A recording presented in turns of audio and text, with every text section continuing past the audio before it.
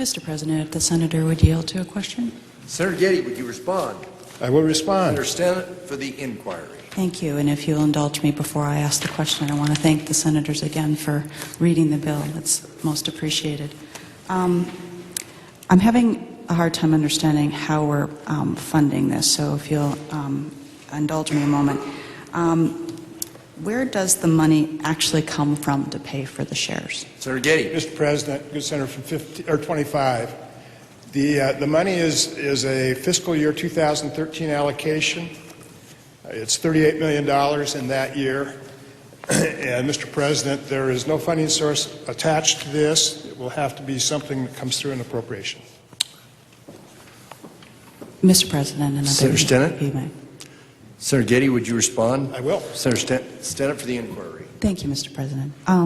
So $38 million from appropriations means that in fiscal 2013 it'd be the general fund? Mr. President. Senator Getty. Good Senator, yes. Another question, if I may. Senator Stannett. Yes. Senator Getty. Yes. Thank you, Senator.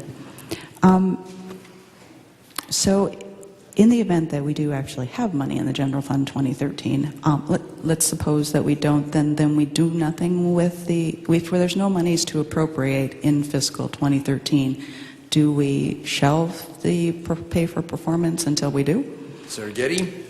Mr. President, good Senator from 25, we have a number of programs on the books that we have not been able to fund. I don't know that this would be any different. Thank you, and one more question, if I may. Senator Getty, would you respond? I will. Senator Stannett for the inquiry. So you had mentioned, I'm not sure if this is a cap of 30%, but is there only a certain percentage allocated to each school, or is it allocated to the top performing teachers across all the districts, how that pay for performance is dispensed? Senator Getty. Mr. President, good Senator from 25, the state piece, the growth piece, is based on quartiles, and the top quartile gets the greatest percentage share. It's estimated that we're going to have about 10,600 shares that will go around the state to the various schools. There's also then the local share, and you have to score in both the top or the statewide share and the local share as an individual teacher to get a bonus. But as a teacher in a school, you could participate in bringing additional bonus money to your school by only scoring in one of them. And Mr. President, just to follow up on what he said, one last question. Senator Getty, would you respond to I will. an additional inquiry? Senator Stannett. Thank you so much. So I guess I sort of understand what you said about having two different levels, but I guess the final question is there a lid or a cap per school about how much money could come to them in shares, in the form of shares? Senator Getty. And Mr. President, good Senator from 25, the Department of Education did some examples for us of various situations, and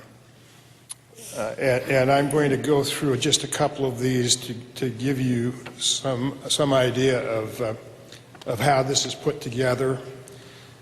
A school district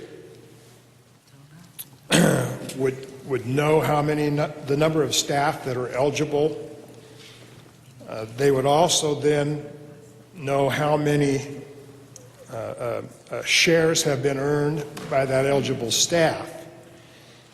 The statewide average, if you assume in the example that we've got 16,000 teachers and 10,400 of them would be eligible for shares, and you have a $38 million pot, the amount per share would be $3,600, a little over that. And it depends then on how the teachers score and which quartile. and then individual teachers on the local level. But this example goes, the high share would be $3,900. And there was one example where there was no one that won on a local level, so there was no award in that district. It is a fairly complicated formula, and certainly without the longitudinal data system, it could not be implemented. Thank you. Thank you, Mr. President.